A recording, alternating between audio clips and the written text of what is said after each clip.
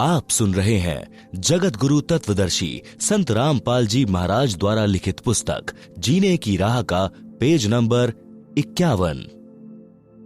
गरीबदास जी कहते हैं, गरीब नर से फिर पशुआ कीजे, गधा बैल बनाए, 56 भोग कहाँ मन बोरे, कुरड़ी चरने जाए। गरीब तुमने उस दरगाह का महल ना देखा, धर्मराज के तिल तिल का लेखा। परंतु वह नाराज हो गया और बोला, तू गृहस्थी है, मैं बाल ब्रह्मचारी हूं, आप जाइए, एक साधु को शिक्षा देने आया है। कबीर राम नाम से खिज मरें, कुष्टी हो गल जाए, शुकर होकर जन्म ले, नाक डूबता खाए। भावार्थ, कबीर जी ने कहा है कि अभिमानी व्यक्ति राम नाम की चर्चा से खिज जाता है, फिर कोढ़ यानी कुष्ठ रोग लगकर गलकर मर जाता है। अगला जन्म सुअर का प्राप्त करके गंध खाता है। सुअर की नाक भी गंध में डूबी रहती है। इस प्रकार का कष्ट वह प्राणी उठाता है जो भक्ति नहीं करता या नकली संत बनकर जनता में फोकट महिमा बनाता है। हे हरलाल, मैंने उसके कान में बताया था कि वह दिन याद कर। मैंने क्या कहा था, आप माने नहीं थे। हे जीव, आपको इस किसान का कर्ज उतारना पड़ेगा। लठ खाकर उतार, चाहे राजी खुशी उतार, वैसे पीछा नहीं छूटेगा। उस बैल शरीरधारी नकली बाबा के बात समझ में आ गई है। यह पहले किसी जन्म में परमेश्वर कबीर जी का शिष्य बना था, परंतु फिर गिरी पंथ में चला गया था, जिस कारण से यह सुमार्ग त्याग कर जन्म मरण का कष्ट भोग रहा है। अब यह कभी नहीं बैठेगा। हरलाल जी गरीबदास जी के चरणों में गिर गए और कहा कि हे संत महाराज, मुझे अपना शिष्य बना लो, मैं तो घर बार त्याग कर आपके साथ रहूंगा। मेरी तो आंखें खुल गई। भक्ति बिना जीव कितना कष्ट उठाता है। संत गरीबदास जी ने यह वाणी बोली, गाड़ी बाहो घर रहो, खेती करो खुशहाल, साईं सिर पर राखिए सही भक्त हरलाल। भावार्थ, परमात्मा प्राप्ति के लिए घर त्यागने की आवश्यकता नहीं है। अपना खेती का कार्य तथा गाड़ी बहाने यानी ट्रांसपोर्ट का कार्य खुशी खुशी करो। घर पर रहो, परमात्मा की भक्ति जो मैं बताऊं वह करते रहो, आप सही भक्त कहलाओगे। आप सुन रहे हैं जगत गुरु तत्वदर्शी संत रामपाल जी महाराज द्वारा लिखित पुस्तक जीने की राह का पेज नंबर 52। गरीब नाम उठत नाम बैठत, नाम सोवत जागरे, नाम खाते नाम पीते, नाम सेती लागरे।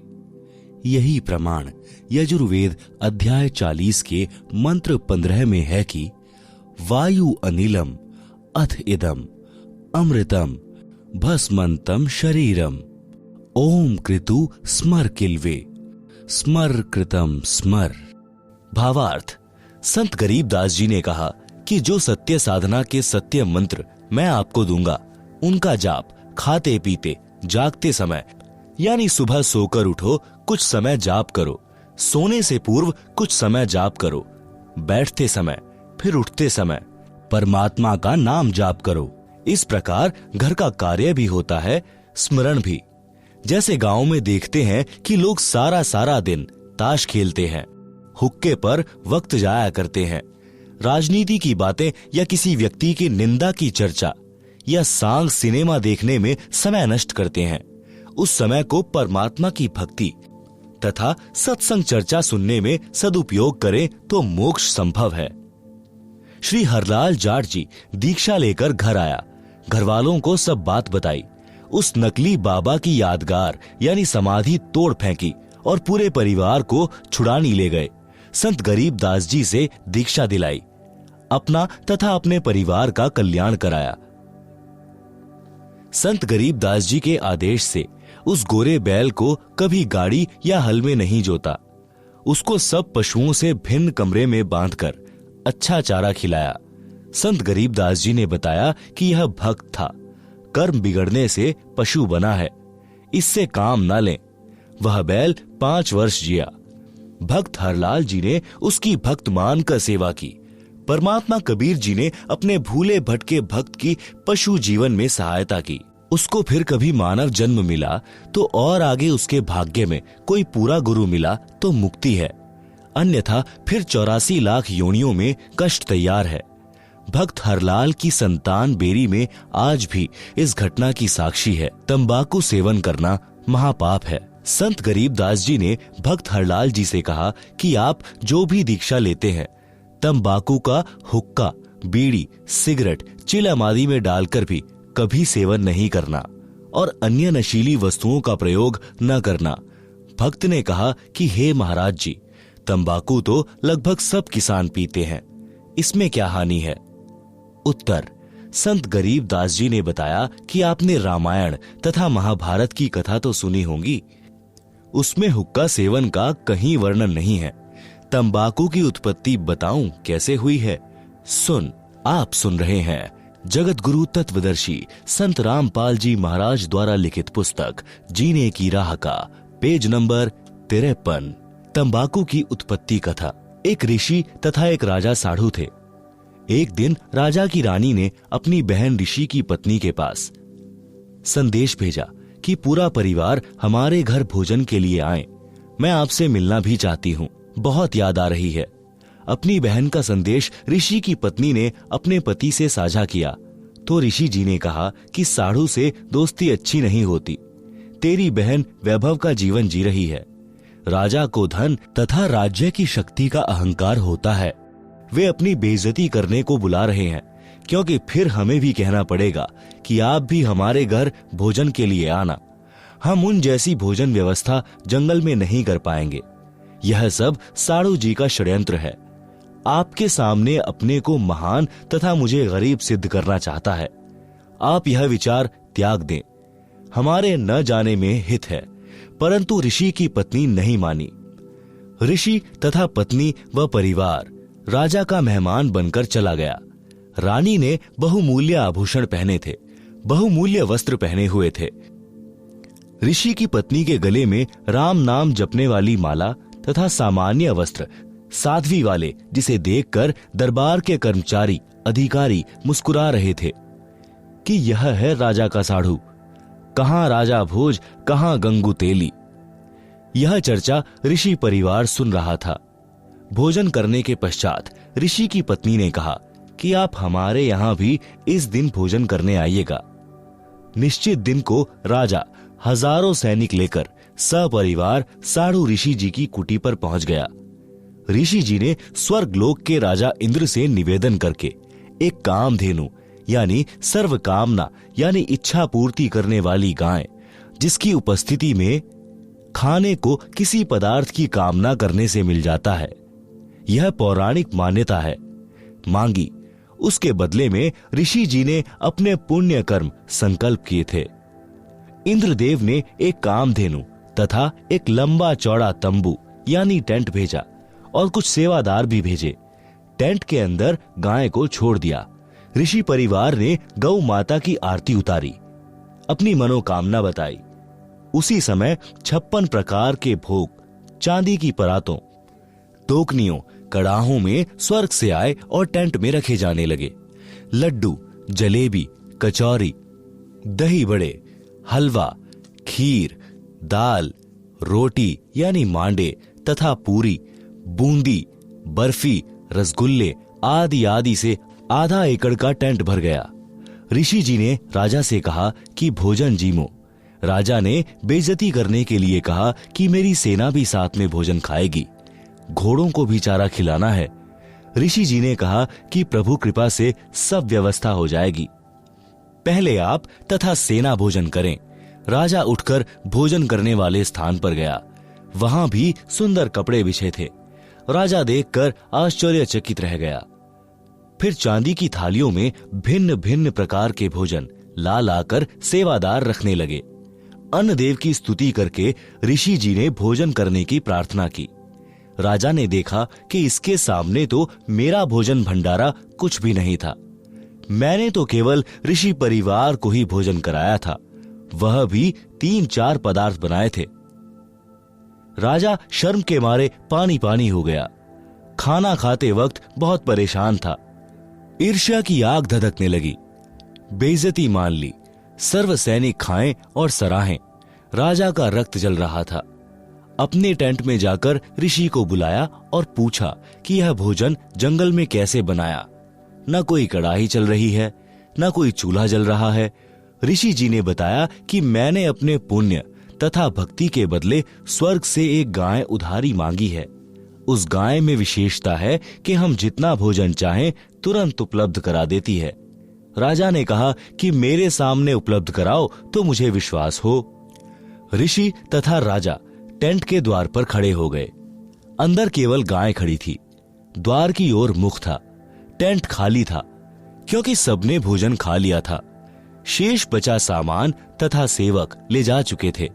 गाय को ऋषि जी की अनुमति का इंतजार था। राजा ने कहा कि ऋषि जी, यह गाय मुझे दे दो। मेरे पास बहुत बड़ी सेना है, उसका भोजन इससे बनवा लूंगा। तेरे किस काम की है? ऋषि ने कहा, राजन, मैंने यह गौ माता उधारी ले रखी है, स्वर्ग से मंगवाई है। मैं इसका मालिक नहीं हूं, मैं आपको नहीं दे सकता। राजा ने दूर खड़े सैनिकों से कहा कि इस गाय को ले चलो। ऋषि ने देखा कि साढ़ू की नीयत में खोट आ गया है। उसी समय ऋषि जी ने गौ माता से कहा कि गौ माता, आप अपने लोक, अपने धनी स्वर्गराज इंद्र के पास शीघ्र लौट जाएं। उसी समय कामधेनु टेंट को फाड़कर सीधी ऊपर को उड़ चली। राजा ने गाय को गिराने के लिए गाय के पैर में तीर मारा। गाय के पैर से खून बहने लगा और पृथ्वी पर गिरने लगा। गाय घायल अवस्था में स्वर्ग में चली गई। जहां जहां गाय का रक्त गिरा था वहीं वहीं तंबाकू उग गया। फिर बीज बनकर अनेकों पौधे बनने लगे। संत गरीब दास जी ने कहा है कि तमा प्लस खू यानी तमाखू। खू नाम खून का, तमा नाम गाय। 100 बार सौगंध इसे न पिए खाएं। आप सुन रहे हैं जगत गुरु तत्वदर्शी संत रामपाल जी महाराज द्वारा लिखित पुस्तक जीने की राह का पेज नंबर 54। भावार्थ।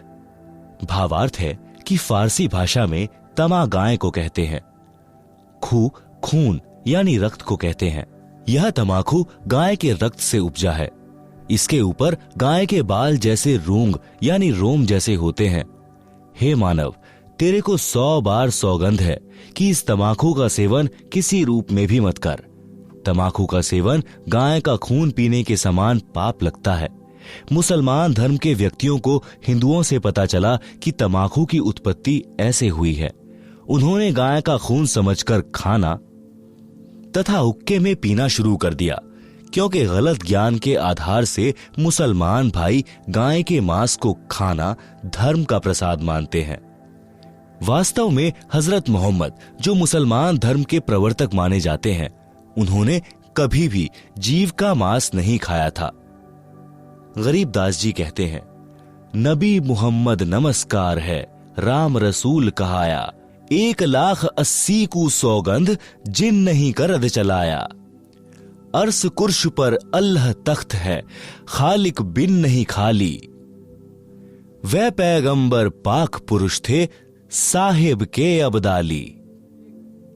आप सुन रहे हैं जगत गुरु तत्वदर्शी संत रामपाल जी महाराज द्वारा लिखित पुस्तक जीने की राह का पेज नंबर 55। भावार्थ। नबी मोहम्मद तो आदरणीय महापुरुष थे, जो परमात्मा के संदेशवाहक थे। ऐसे ऐसे 1,80,000 पैगंबर मुसलमान धर्म में यानी बाबा आदम से लेकर मोहम्मद तक माने गए हैं। वे सब पाक यानी पवित्र व्यक्ति थे, जिन्होंने कभी किसी पशु पक्षी पर करद यानी तलवार नहीं चलाई। वे तो परमात्मा से डरने वाले थे, परमात्मा के कृपा पात्र थे। बाद में कुछ मुल्ला काजियों ने मांस खाने की परंपरा शुरू कर दी, जो आगे चलकर धार्मिकता का अपवाद यानी बिगड़ा रूप बन गई। उसी आधार से सर्व मुसलमान भाई पाप को खा रहे हैं। फिर भ्रमित मुसलमानों ने तंबाकू का सेवन यानी खाना हुक्का बनाकर पीना प्रारंभ कर दिया। भोले हिंदू धर्म के व्यक्तियों ने उनकी चाल नहीं समझी। उनके कहने से तंबाकू का सेवन जोर शोर से शुरू कर दिया। वर्तमान में तो यह पंचायत का प्याला बन गया है, जो भारी भूल है, अज्ञानता का पर्दा है। इसे भूल कर भी सेवन नहीं करना चाहिए। संत गरीबदास जी ने फिर बताया है कि हे भक्त हरलाल जी, और सुन तमाकू के सेवन के पाप। पर द्वारा स्त्री का खोले, 70 जन्म अंधा हो डोले। मदिरा पीवे कड़वा पानी, 70 जन्म श्वान के जानी। मांस आहारी मानवा, प्रत्यक्ष राक्षस जान। मुख देखो न तास का, वो फिरे 84 खान। सुरापान मधमासाहारी, गमन करे भोगे पर नारी। 70 जन्म कटत हैं शीश, साक्षी साहिब है जगदीश। 100 नारी जारी करे, सुरापान 100 बार। एक चिलम हुक्का भरे, डूबे काली धार। हुक्का हरदम पीवते, लाल मिलावे धूर। इसमें संशय है नहीं, जन्म पीछले सूर। उपरोक्त वाणियों का भावार्थ। वाणी संख्या 1 में कहा है कि जो व्यक्ति अन्य स्त्री से अवैध संबंध बनाता है, उस पाप के कारण वह 70 जन्म अंधे के प्राप्त करता है। अंधा गधा गधी, अंधा बैल, अंधा मनुष्य या अंधी स्त्री के लगातार 70 जन्मों में कष्ट भोगता है। वाणी संख्या 2। कड़वी शराब रूपी पानी जो पीता है, वह उस पाप के कारण 70 जन्म तक कुत्ते के जन्म प्राप्त करके कष्ट उठाता है। गंदी नालियों का पानी पीता है। रोटी न मिलने पर गुह यानी टट्टी खाता है। वाणी संख्या 3। जो व्यक्ति मांस खाते हैं, वे तो स्पष्ट राक्षस हैं। उनका तो मुख भी नहीं देखना चाहिए, यानी उनके साथ रहने से अन्य भी मांस खाने का आदी हो सकता है, इसलिए उनसे बचें। वह तो 84 लाख योनियों में भटकेगा। वाणी संख्या 4-5। सुरा यानी शराब पीने वाले तथा पर स्त्री को भोगने वाले, मांस खाने वालों को अन्य पाप कर्म भी भोगना होता है। उनके 70 जन्म तक मानव या बकरा बकरी, भैंस या मुर्गे आदि के जीवनों में सिर कटते हैं। इस बात को मैं परमात्मा को साक्षी रखकर कह रहा हूं, सत्य मानना। आप सुन रहे हैं जगत गुरु तत्वदर्शी संत रामपाल जी महाराज द्वारा लिखित पुस्तक जीने की राह का पेज नंबर 56। वाणी संख्या 6। एक चिलम भरकर हुक्का पीने वाले को देने से भरने वाले को जो पाप लगता है, वह सुनो। एक बार पर स्त्री गमन करने वाला, एक बार शराब पीने वाला, एक बार मांस खाने वाला पाप के कारण उपरोक्त कष्ट भोगता है।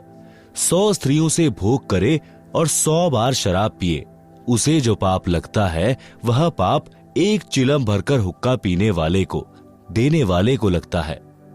विचार करो, तंबाकू सेवन यानी हुक्के में, बीड़ी सिगरेट में पीने वाले, खाने वाले, करने वाले को कितना पाप लगेगा। इसलिए उपरोक्त सर्व पदार्थों का सेवन कभी न करो। वाणी संख्या 7।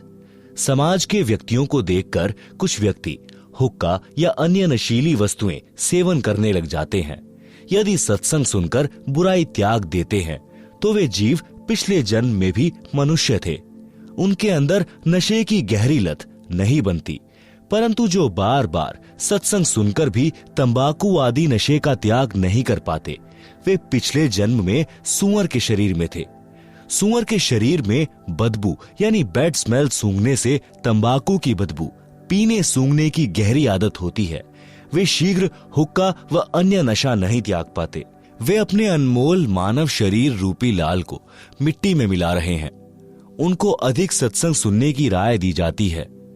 निराश न हो, सच्चे मन से परमात्मा कबीर जी से नशा छुड़वाने की पुकार प्रार्थना करने से सब नशा छूट जाता है। तंबाकू के विषय में अन्य विचार।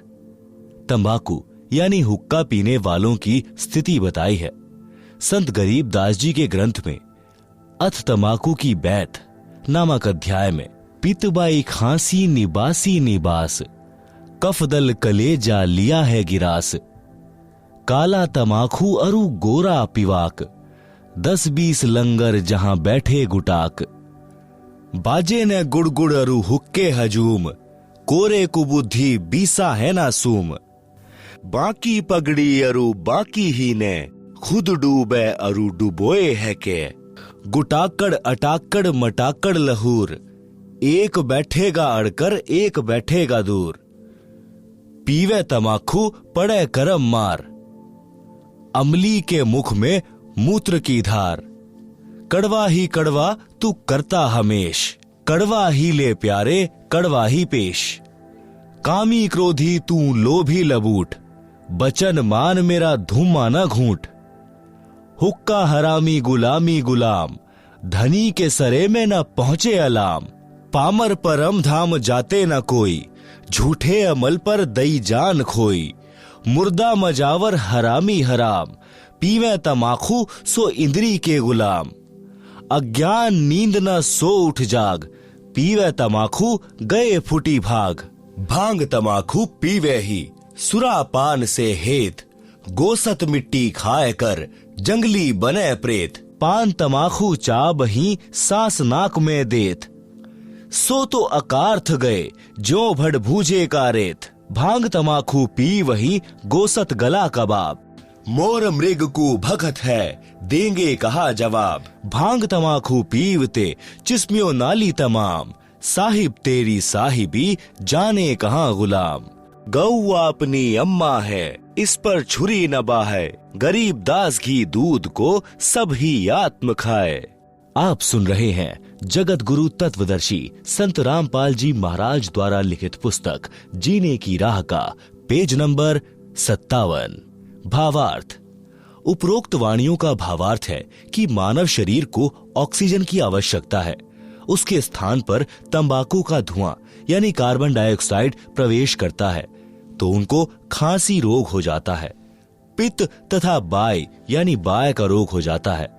हुक्का पीने वाले का बैठने का स्टाइल बताया है कि हुक्का पीने वाले एक दो तो हुक्के के निकट बैठेंगे, एक कुछ दूरी पर बैठेगा और कहेगा कि सरकाइए थोड़ा सा, दूसरे उसकी ओर हुक्का देंगे। फिर ने यानी नली जिससे धुआं खींचते हैं गुरड़ गुरड़ बाजेगी। आप तो हुक्का पीकर डूबे हैं और छोटे बच्चे भी उनको देखकर वही पाप करके नरक की काली धार में डूबेंगे। जो तंबाकू पीते हैं उनके तो भाग फूटे ही हैं। अन्य को तंबाकू पीने के लिए उत्प्रेरक बनकर डुबोते हैं। उपरोक्त बुराई करने वाले तो अपना जीवन ऐसे व्यर्थ कर जाते हैं जैसे भड़बूजा बालू रेत को आग से खूब गर्म करके चने भूनता है, फिर सारा कार्य करके रेत को गली में फेंक देता है। इसी प्रकार जो मानव उपरोक्त बुराई करता है वह भी अपने मानव जीवन को इसी प्रकार व्यर्थ करके चला जाता है। उस जीव को नरक तथा अन्य प्राणियों के जीवन रूपी गली में फेंक दिया जाता है। जो व्यक्ति उपरोक्त पाप करते हैं वे भगवान के दरबार में क्या जवाब देंगे, यानी बोलने योग्य नहीं रहेंगे। फिर कहा है कि गाय अपनी माता के तुल्य है, जिसका सब धर्म जाति वाले दूध ही पीते खाते हैं। इसलिए गाय को मत मारो। विषय तंबाकू का चल रहा है। भक्ति मार्ग में तंबाकू सबसे अधिक बाधा करता है। जैसे अपने दोनों नाकों के मध्य में एक तीसरा रास्ता है जो छोटी सुई के नाके जितना है। जो तंबाकू का धुआं नाकों से छोड़ते हैं वह उस रास्ते को बंद कर देता है। वही रास्ता ऊपर को त्रिकुटी की ओर जाता है जहां परमात्मा का निवास है। जिस रास्ते से हमने परमात्मा से मिलना है उसी को तंबाकू का धुआं बंद कर देता है। हुक्का पीने वालों को देखा है प्रतिदिन हुक्के की नय यानी नली में लोहे की गज यानी एक पतला सा सरिया घुमाते हैं, जिनमें से धुएं का जमा हुआ मैल निकलता है।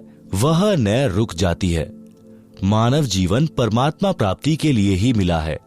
परमात्मा को प्राप्त करने वाले मार्ग को तंबाकू का धुआं बंद कर देता है। इसलिए भी तंबाकू भक्त के लिए महान शत्रु है। वैसे भी हुक्का पीने वाले भी मानते हैं कि तंबाकू अच्छी चीज नहीं है।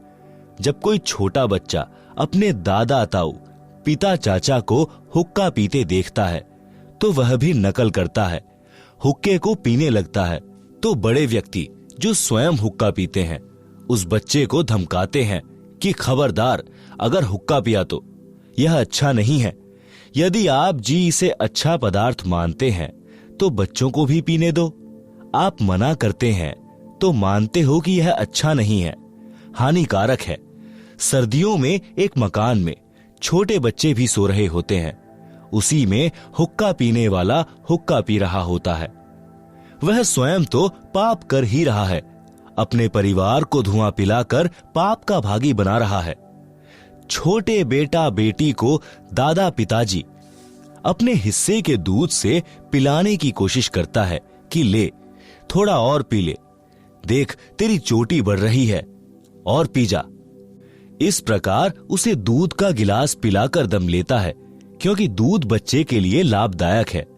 हुक्का बीड़ी पीने से मना करता है तो दिल तो कहता है कि तंबाकू पीना बुरा है, परंतु समाज में यह बुराई आम हो चुकी है, इसलिए पाप नहीं लगता। जैसे कई कबीले मांस खाते हैं, उनके बच्चों के लिए वह पाप आम बात है। इसी प्रकार तंबाकू पीना भी महापाप है, परंतु परंपरा पड़ गई है, पाप नहीं लगता, इसे त्याग देना चाहिए। भक्त हरलाल जी ने उसी दिन हुक्का तोड़ दिया, चिलम फोड़ दी, सर्व परिवार को वे सब बातें सुनाई, नाम दीक्षा दिलाई। कई पीढ़ी तक बेरी के उन परिवारों में हुक्का नहीं था। बाद में सत्संग के अभाव में फिर से कुछ कुछ पीने लगे हैं। आप सुन रहे हैं जगत गुरु तत्वदर्शी संत रामपाल जी महाराज द्वारा लिखित पुस्तक जीने की राह का पेज नंबर 58। तंबाकू से गधे घोड़े भी घृणा करते हैं। एक दिन संत गरीबदास जी गांव छुड़ानी जिला जज्जर वाले किसी कार्यवश घोड़े पर सवार होकर जींद जिले में किसी गांव में जा रहे थे। मार्ग में गांव मालखेड़ी, जो कि जिला जींद के खेत थे, उन खेतों में से घोड़े पर बैठकर जा रहे थे। गेहूं की फसल खेतों में खड़ी थी। घोड़ा रास्ता छोड़कर गेहूं की फसल के बीचों बीच चलने लगा। खेतों में फसल के रखवाले थे, वे लाठी डंडे लेकर दौड़े और संत गरीबदास जी को मारने लगे कि तेरा दिमाग खराब हो गया है क्या, हमारी फसल का नाश कर दिया, घोड़े को सीधा नहीं चला सकता। ज्यों ही उन्होंने संत गरीबदास जी को लाठी मारने की कोशिश की तो उनके हाथ ऊपर को ही जाम हो गए। सब अपनी अपनी जगह पत्थर की मूर्ति के समान खड़े हो गए। 5 मिनट तक उसी प्रकार रहे। फिर संत गरीबदास जी ने अपना हाथ आशीर्वाद देने की स्थिति में किया तो उनकी स्तंभता टूट गई और सब पीठ के बल गिरे। लाठियां हाथ से छूट गई। ऐसे हो गए जैसे अधरंग हो गया हो। रखवालों को समझते देर नहीं लगी कि यह सामान्य व्यक्ति नहीं है। सबने रोते हुए क्षमा याचना की। तब संत गरीबदास जी ने कहा कि भले पुरुषों, क्या राह चलते व्यक्ति के साथ ऐसा व्यवहार करते हैं? मारने को दौड़े हो, पहले तो यह जानना चाहिए था कि किस कारण से घोड़ा फसल के बीच में ले गए हो। वे किसान बोले, अब बताइए जी, घोड़ा किस कारण से फसल में चला गया था? संत गरीबदास जी ने पूछा कि इस खेत में इस फसल से पहले क्या बीज रखा था? उन्होंने बताया कि ज्वार बोई थी। उससे पहले क्या बोया था? उन्होंने बताया कि तंबाकू बीजा था। संत गरीबदास जी ने बताया कि उस तंबाकू की बदबू अभी तक इस खेत में उठ रही है। उसकी बदबू से परेशान होकर मेरा घोड़ा रास्ता त्याग कर दूर से जाने लगा। उस तंबाकू को आप पीते हो, आप तो पशुओं से भी गए गुजरे हो। सुन लो ध्यान से, इसके बाद इस गांव में कोई व्यक्ति हुक्का नहीं पिएगा, तंबाकू सेवन नहीं करेगा। यदि आज्ञा का पालन नहीं हुआ तो गांव को बहुत हानि हो जाएगी। उस समय तो सबने हाँ कर दी। संत के चले जाने के पश्चात बोले कि भर लेना हुक्टी। जब हुक्टी यानी छोटा हुक्का भरने लगे तो हाथ से चिलम छूटकर फूट गई। दूसरी हुक्टी की चिलम लाए, वह भी हाथ में ही चूर चूर हो गई। खेत में जितनी हुक्की थी सब टूट गई, चिलम भी फूट गई। रखवाले डर गए कि उस संत की लीला है। गांव गए तो गांव के सब हुक्के टूट गए, चिलम फूट गई। पूरे गांव में हड़कंप मच गया, भय का वातावरण हो गया। रखवाले गांव में आए तो कारण का पता चला।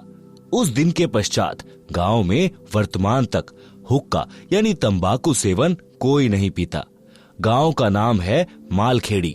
आप सुन रहे हैं जगत गुरु तत्वदर्शी संत रामपाल जी महाराज द्वारा लिखित पुस्तक जीने की राह का पेज नंबर 59। हुक्का पीने वाले कहते हैं कि ले मेरे पास कड़वा तंबाकू है, यह भर ले चिलम में। दूसरा कहता है कि यह मेरे वाला अधिक कड़वा है। संत गरीबदास जी ने बताया है कि मृत्यु के उपरांत यम के दूत उस कड़वा तंबाकू पीने वाले के मुख में मूत देते हैं। कहते हैं कि तू अधिक कड़वा कड़वा तंबाकू पीना चाहता था, ले प्यारे कड़वा मूत पी ले। मूत्र की धार उसका मुख खोलकर मुख में लगाते हैं। संत गरीबदास जी ने यह तो एक लीला करके बुराई छुड़ाई थी। ज्ञान से जो प्रभाव पड़ता है वह सदा के लिए बुराई छुड़ा देता है। ज्ञान सत्संग से होता है। सत्संग सुनने की रुचि पैदा करो, सत्संग सुनो। निवेदन, उपरोक्त बुराई सर्वथा त्याग दें, इससे जीवन का मार्ग सुहेला हो जाएगा। नशा करता है नाश। नशा चाहे शराब, सुल्फा, अफीम, हीरोइन आदि आदि किसी का भी करते हो, यह आपका सर्वनाश का कारण बनेगा। नशा सर्वप्रथम तो इंसान को शैतान बनाता है, फिर शरीर का नाश करता है। शरीर के 4 महत्वपूर्ण अंग हैं, फेफड़े, जिगर, गुर्दे व हृदय। शराब सर्वप्रथम इन चारों अंगों को खराब करती है। सुल्फा यानी चरस दिमाग को पूरी तरह नष्ट कर देता है।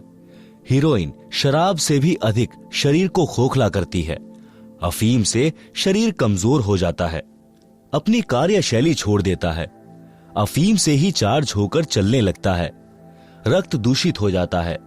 इसलिए इनको तो गांव नगर में भी नहीं रखें।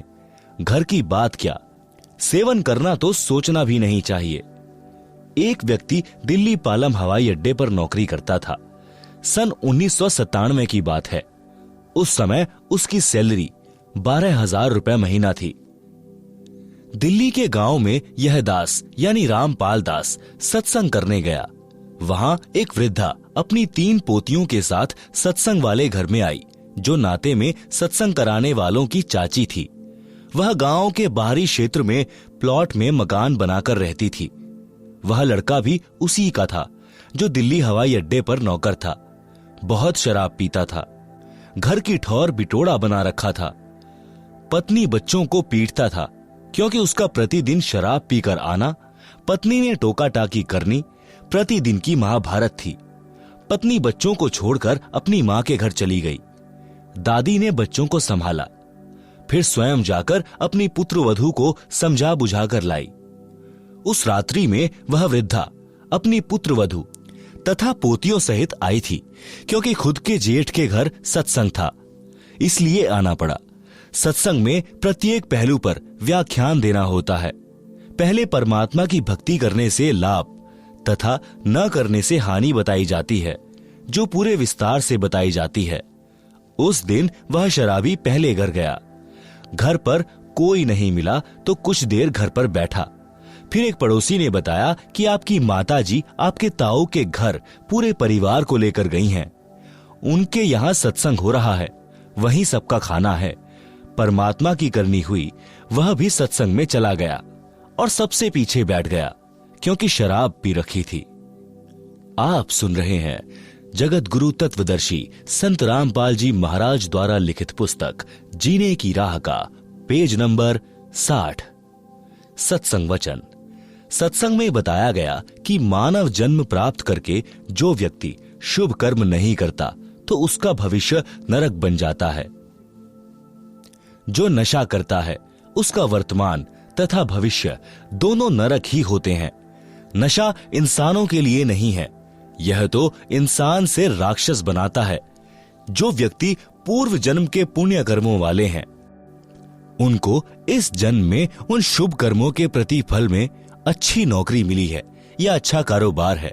यदि वर्तमान में शुभ कर्म, भक्ति व दान धर्म नहीं करोगे तो भविष्य के जन्मों में गधा, कुत्ता, सूअर, बैल बनकर धक्के व गंध खाओगे। जैसे मानव, स्त्री या पुरुष जीवन में पूर्व के शुभ कर्म अनुसार अच्छा भोजन मिला है, अच्छा मानव शरीर मिला है।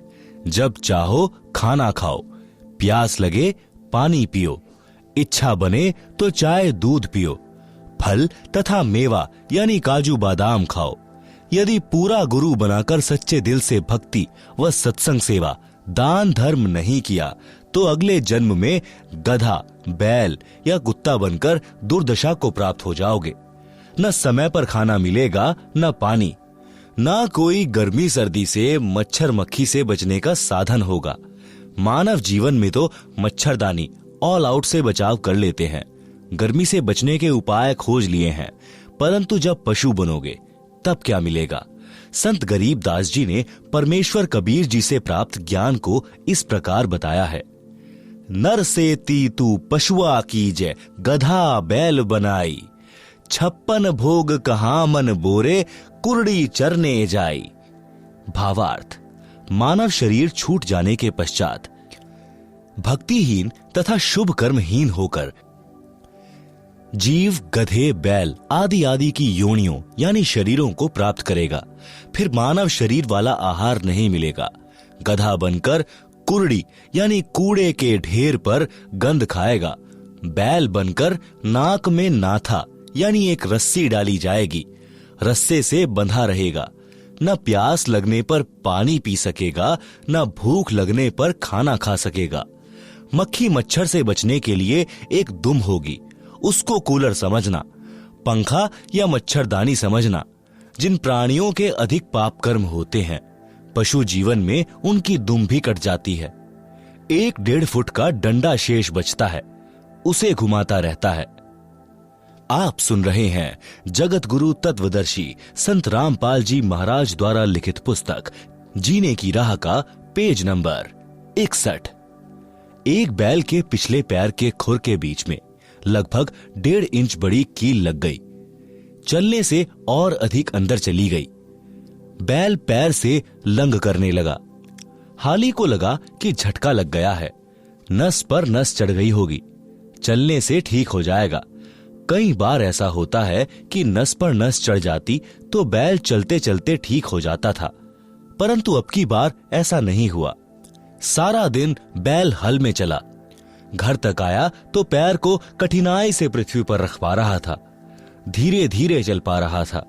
घर पर आते ही बैठ गया। चारा भी नहीं चरा। आंखों से आंसू निकल रहे थे क्योंकि दर्द अधिक था।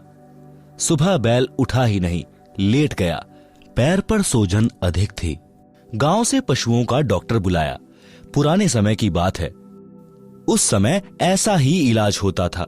डॉक्टर ने देखकर बताया कि इसके घुटने में बाय है, पुराने गुड़ को कूटकर नरम करके पट्टी बांध दो, ठीक हो जाएगा। कील लगी थी खुर में यानी पैर के नीचे वाले हिस्से में। उपचार हो रहा था घुटने का। लगभग 1 महीने ऐसे चला। एक दिन घर के आदमी ने देखा कि बैल के पैर के तलवे यानी खुर के बीच से मवाद निकल रहा है। उसको साफ किया तो पाया कि कील लगी है। किसी औजार से कील निकाली। तब 1 सप्ताह में बैल ठीक हो गया। पेट भर चारा खाया, पानी पिया। विचार करें, जब यह प्राणी मानव शरीर में था तो उसने स्वप्न में भी नहीं सोचा था कि एक दिन मैं बैल भी बन जाऊंगा। अब बोलकर भी नहीं बता पा रहा था कि दर्द कहां पर है। कबीर जी ने कहा है कि जिह्वा तो वो है भली जो रटे हरि नाम, ना तो काट के फेंक दियो मुख में भलो न चाम। भावार्थ, जैसे जीभ शरीर का बहुत महत्वपूर्ण अंग है, यदि परमात्मा का गुणगान तथा नाम जाप के लिए प्रयोग नहीं किया जाता है तो व्यर्थ है, क्योंकि इस जुबान से कोई किसी को कुवचन बोलकर पाप करता है। बलवान व्यक्ति निर्बल को गलत बात कह देता है जिससे उसकी आत्मा रोती है, बद्दुआ देती है। बोलकर सुना नहीं सकता क्योंकि मार भी पड़ सकती है। यह पाप हुआ। फिर किसी की निंदा करके, किसी की झूठी गवाही देकर, किसी को व्यापार में झूठ बोलकर, ठग कर अनेकों प्रकार के पाप मानव अपनी जीभ से करता है।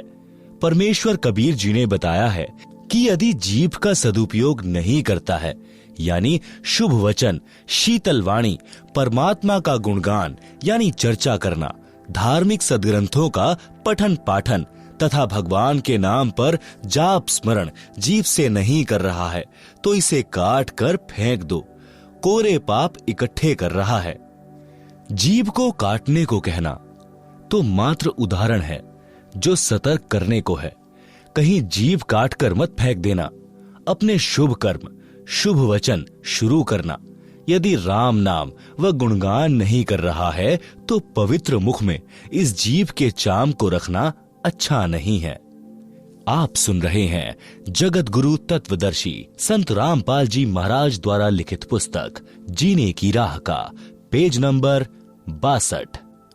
मानव शरीरधारी प्राणी को वर्तमान में यानी सन 1970 से विशेष सुविधाएं प्राप्त हैं, जिस कारण से दिनों दिन परमात्मा से दूर होता जा रहा है। उतनी ही गति से मानव के दुख निकट आ रहे हैं। वित्तीय स्थिति में सुधार है, परंतु मानसिक शांति समाप्त है। नशा इसका मुख्य कारण है। एक पिता नौकरी पर गया है। बच्चों की आशा होती है कि पिताजी आएंगे, कुछ आवश्यक वस्तुएं लाएंगे। पिताजी आते हैं तो छोटे छोटे बच्चे दौड़कर लिपटते हैं, प्यार पाते हैं। जिन बच्चों का पिता नशा करता है उनके घर में कलह का होना स्वाभाविक है। बच्चे भयभीत रहते हैं। उनका मानसिक विकास, शारीरिक विकास दोनों ही नहीं हो पाते। वह घर नरक समान हो जाता है। आज जो शराब पीकर मस्त हैं, उनकी इज्जत समाज में भी नहीं होती। अगले जन्म में वह व्यक्ति कुत्ता बनेगा, टट्टी खाएगा, गंदी नाली का पानी पिएगा, फिर पशु पक्षी बनकर कष्ट पर कष्ट उठाएगा। इसलिए सर्व नशा व बुराई त्याग कर इंसान का जीवन जियो। सभ्य समाज को भी चैन से जीने दो। एक शराबी अनेकों व्यक्तियों की आत्मा दुखाता है। पत्नी की, पत्नी के माता पिता, भाई बहनों की, अपने माता पिता, बच्चों की, भाई आदि की। केवल 1 घंटे के नशे ने धन का नाश, इज्जत का नाश, घर के पूरे परिवार की शांति का नाश कर दिया। क्या वह व्यक्ति भविष्य में सुखी हो सकता है? कभी नहीं। नरक जैसा जीवन जिएगा। इसलिए विचार करना चाहिए, बुराई तुरंत त्याग देनी चाहिए। एक प्रश्न, किसने देखा है कि अगले जन्म में क्या होता है?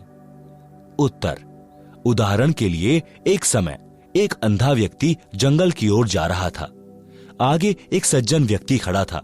उसने कहा कि हे सूरदास जी, इधर मत जाओ, यह रास्ता भयंकर जंगल में जाता है।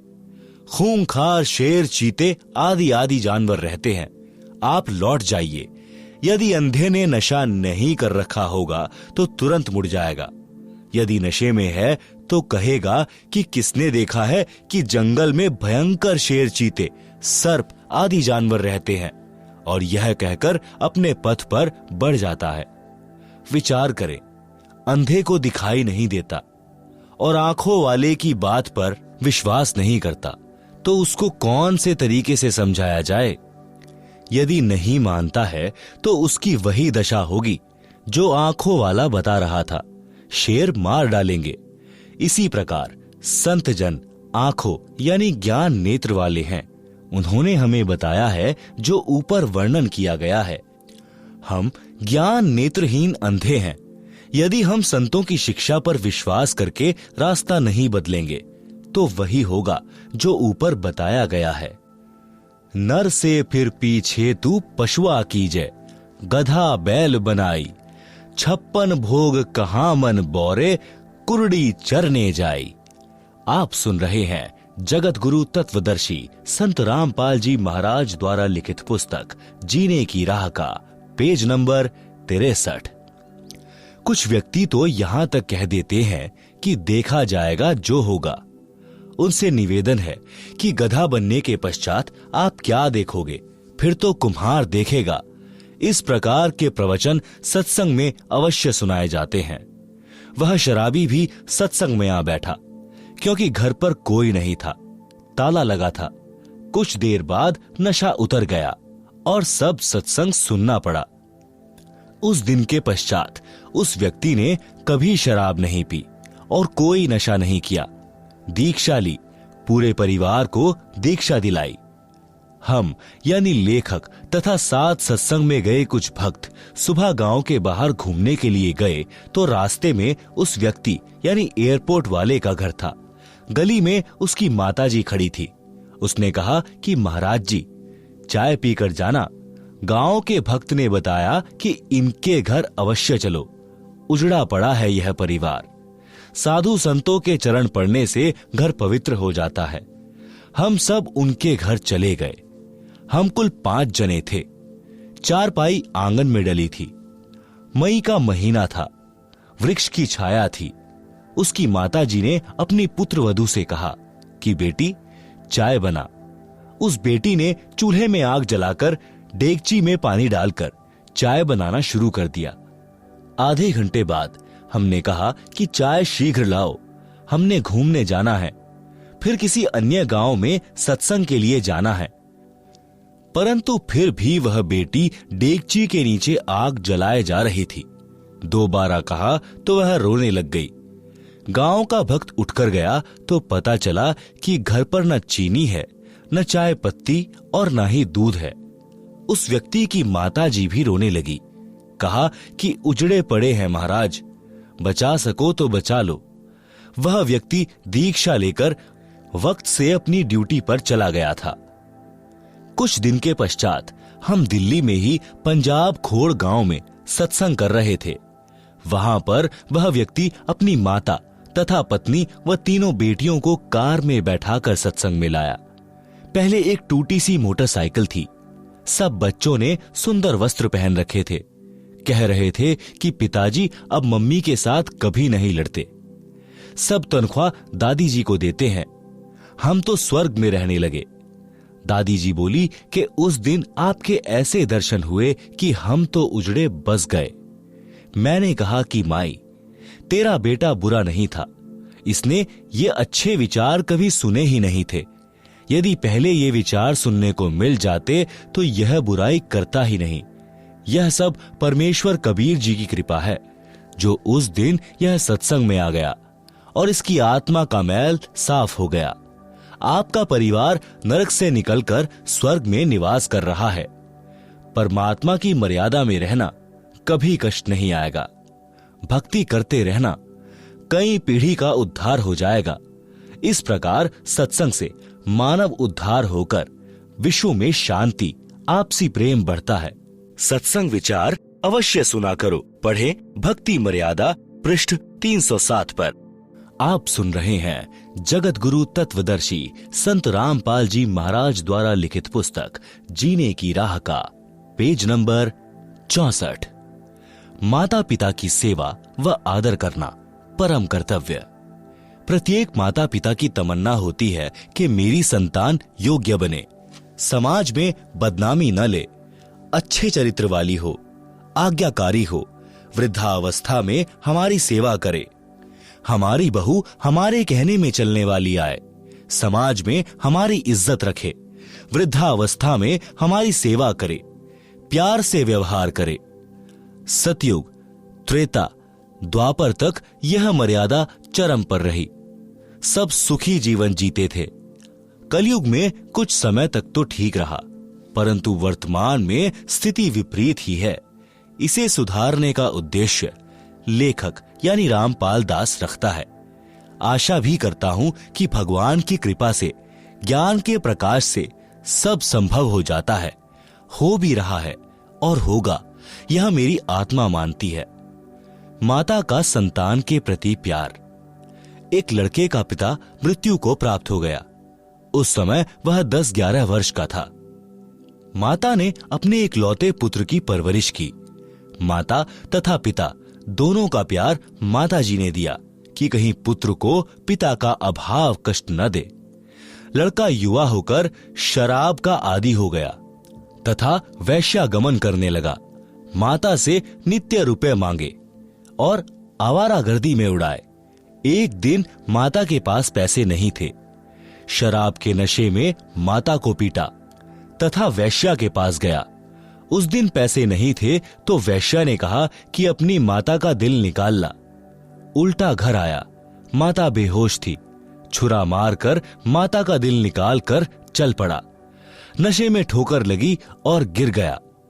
माता के दिल से आवाज आई कि बेटा, तेरे को चोट तो नहीं लगी? नशे से बना शैतान वैश्या के पास माता का दिल लेकर पहुंचा तो वैश्या ने कहा कि जब तू अपनी माता का हितैषी नहीं है तो मेरा क्या होगा? किसी के बहकावे में आकर तू मुझे भी मार डालेगा। मेरे को तो तेरे से पीछा छुड़ाना था कि अब तू निर्धन हो गया है, मेरे किस काम का? इसलिए यह शर्त रखी थी कि तू माता का दिल निकाल नहीं सकता, क्योंकि वह तेरे को कभी किसी वस्तु के लिए मना नहीं करती थी। हे शैतान, चला जा मेरी आंखों के सामने से। यह कहकर वैश्या ने उसे घर से बाहर धक्का देकर द्वार बंद कर लिया। वह शैतान घर आया, माता के शव पर विलाप करने लगा। कहा कि माता जी, हो सके तो भगवान के दरबार में भी मुझे बचाना। आवाज आई कि बेटा, कुछ नहीं हुआ, बस तेरे को खुश देखना चाहती हूं। उसी समय नगर के लोग आए, थाने में सूचना दी। उस अपराधी को राजा ने फांसी की सजा दी। राजा ने फांसी चढ़ाने से पूर्व उसकी अंतिम इच्छा जानी। तो उस लड़के ने कहा कि कुछ नागरिकों को बुलाया जाए, मैं अपनी कारगुजारी को सबके साथ साझा करना चाहता हूं। नगर के व्यक्ति आए। उस लड़के ने अपना जुल्म कबूला और बताया कि मैंने उपरोक्त जुल्म किया। मेरी मां की आत्मा अंतिम समय में भी मेरे सुखी रहने की कामना करती रही। मेरे को नशे ने शैतान बना दिया। मैंने वैश्यागमन करके समाज को दूषित किया। आप लोग मेरे से नसीहत लेना। जो घोर पाप मैंने अपनी माता जी को परेशान करके किया, कोई मत करना। माता जैसी हमदर्द संसार में पत्नी भी नहीं हो सकती, भले ही वह कितनी ही नेक हो। माता अपने बेटा बेटी को इतना प्यार करती है कि सर्दियों में बच्चा पेशाब कर देता है तो माता स्वयं उसके पेशाब से भीगे ठंडे वस्त्र पर लेटती है। बच्चे के नीचे सूखा बिछौना कर देती है। यदि बच्चा भूख से रो रहा होता है तो खाना बीच में छोड़कर उसे पहले अपना दूध पिलाकर शांत करती है। आप सुन रहे हैं जगत गुरु तत्वदर्शी संत रामपाल जी महाराज द्वारा लिखित पुस्तक जीने की राह का पेज नंबर 65। पिता बच्चों की हर संभव गलती क्षमा कर देता है। परमात्मा कबीर जी ने कहा है कि पिता अपने पुत्र पुत्री के सर्व अपराध क्षमा कर देता है। अवगुण मेरे बाप जी, बख्शो गरीब नवाज, जो मैं पूत कपूत हूं तो भी पिता को लाज। शब्दार्थ, परमात्मा सर्व प्राणियों का पिता है। पिता में विशेषता होती है कि उसका बेटा बेटी अज्ञानता में गलती कर देते हैं और वे पिता से क्षमा याचना कर लेते हैं कि भविष्य में कभी गलती नहीं करेंगे, तो पिता उनको तुरंत क्षमा कर देता है। इसलिए भक्त परमात्मा से विनय करता है कि हे दीन दयाल, आप तो सबके पिता हो, मेरे अवगुण यानी अपराध पिता होने के नाते क्षमा करना। मैं कपूत यानी निकम्मा पुत्र भी हूं, तो भी आप पिता का कर्तव्य पालन करके क्षमा करना। राम भक्त की पत्नी का देहांत हो गया। उस समय उसका पुत्र 3 वर्ष का था। उस व्यक्ति की रिश्तेदारी में एक घटना ऐसी घटी थी जिसने उसको झंझोर कर रख दिया। कथा इस प्रकार है। उसके मामा जी अपनी बहन यानी राम भक्त की माता जी से लगभग 10 वर्ष बड़े थे। मामा जी के 2 पुत्र थे। राम भक्त की मामी जी का देहांत हो गया। मामी जी ने दूसरा विवाह कर लिया। दूसरी पत्नी को पुत्र हुआ। दूसरी पत्नी पहले वाली के पुत्रों से ईर्ष्या करने लगी। यह विचार किया कि 15 एकड़ जमीन है, 3 जगह बटेगी।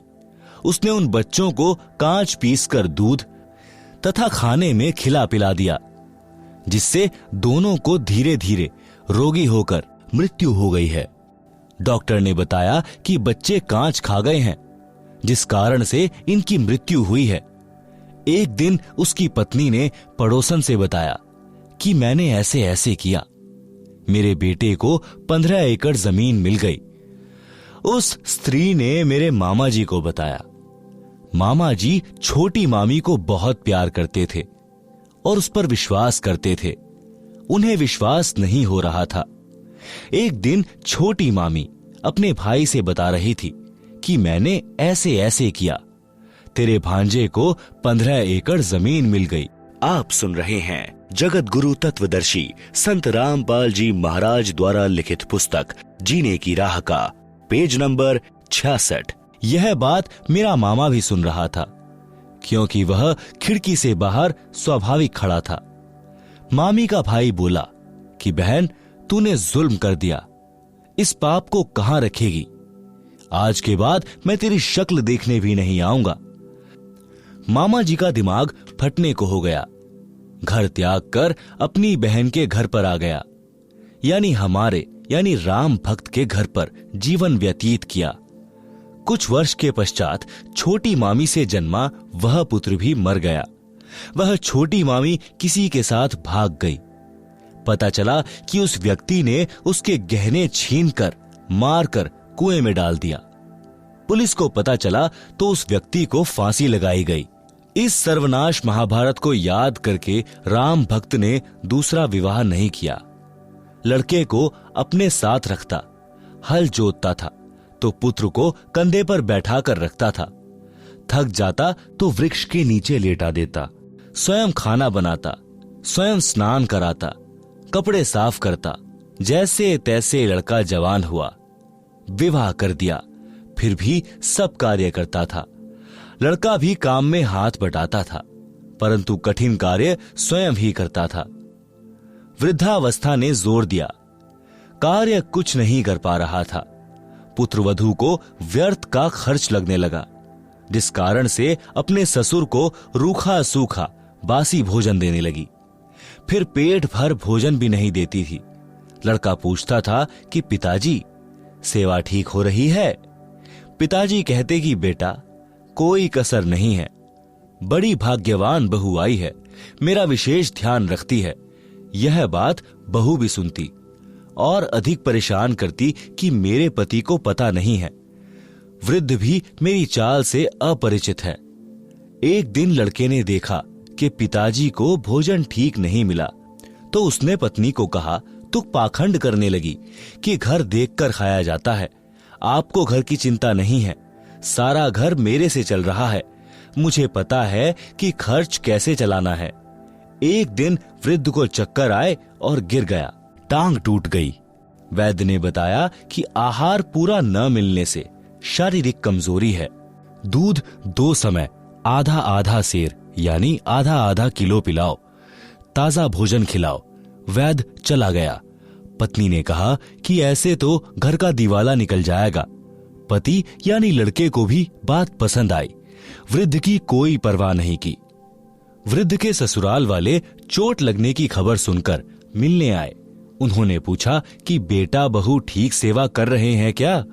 राम भक्त ने कहा कि पूछो ना, ऐसे पुत्र तथा पुत्रवधू सबको दे भगवान, मेरे को कोई कष्ट नहीं होने देते। यह तो कोई कर्म की मार से चोट लग गई है।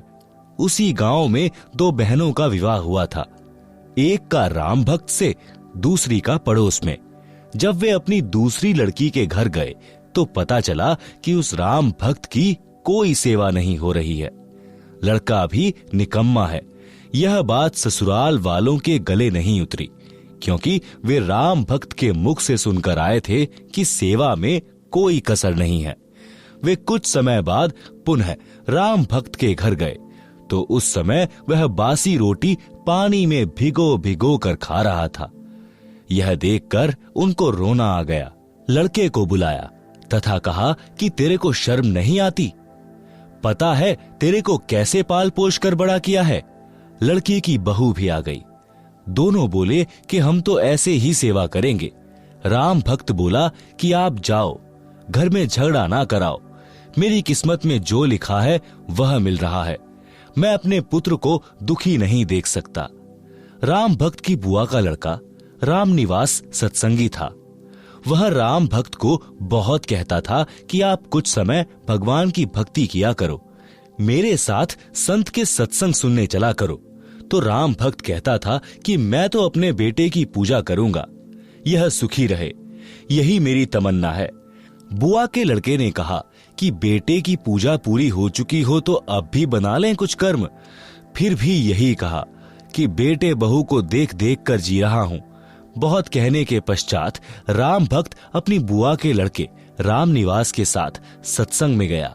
फिर राम निवास अपने घर ले गया, उसकी दवा कराई, अच्छा खाना खिलाया, कई महीने अपने पास रखा। राम भक्त भक्ति पर पूरा दृढ़ हो गया। घर पर गया तो बच्चों से कहा, बेटा बेटी पुत्र वधू, आज तक मैंने आपसे कुछ नहीं मांगा, आज एक भीख मांग रहा हूं, आप मेरे साथ सत्संग में एक बार चलो। उन्होंने कहा कि पीछे से पशुओं तथा बच्चों को कौन संभालेगा? राम भक्त ने कहा कि बेटा घर पर रह जाएगा, बेटी तथा पोता पोती मेरे साथ चलो। ऐसा ही किया। जब उस पुत्रवधू ने सत्संग के वचन सुने, वहां आने वाले सब भक्तों की सेवा पुराने भक्त भक्तमती ऐसे कर रहे थे जैसे विशेष मेहमानों की घर पर करते हैं। वृद्ध, रोगी, अपंग श्रद्धालुओं की भी विशेष सेवा कर रहे थे। सत्संग में यह बताया जाता है कि जीव पर दया बनाए रखने से परमात्मा प्रसन्न होता है। दुखियों, असहायों की सहायता करना मानव मात्र का परम कर्तव्य है। दया धर्म का मूल है, पाप मूल अभिमान। कह कबीर दयावान के पास रहे भगवान।